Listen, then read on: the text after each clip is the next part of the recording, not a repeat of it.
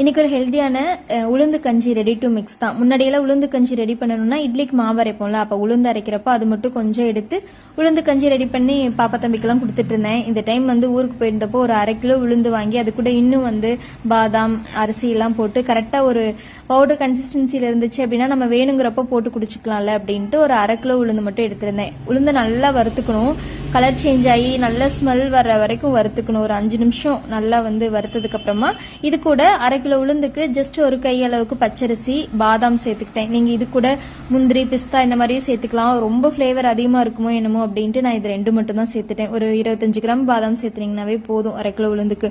நல்லா ஆறுனதுக்கு அப்புறமா ஸ்மெல் வரணும் அப்படிங்கிறதுக்காக ஏலக்காய் 2 போட்டு அரைச்சி எடுத்து வச்சுக்கிட்டோம் அப்படின்னா போதும். தோணுறப்ப நம்ம உளுந்து கஞ்சி ரெடி பண்ணிக்கலாம். ரொம்ப ஹெல்த்தியானது, முக்கியமா பெண் குழந்தைங்களுக்கு ரொம்ப ரொம்ப நல்லது. ட்ரை பண்ணி பாருங்க. நெக்ஸ்ட் ஒரு வேற வீடியோல பார்க்கலாம். தேங்க்யூ.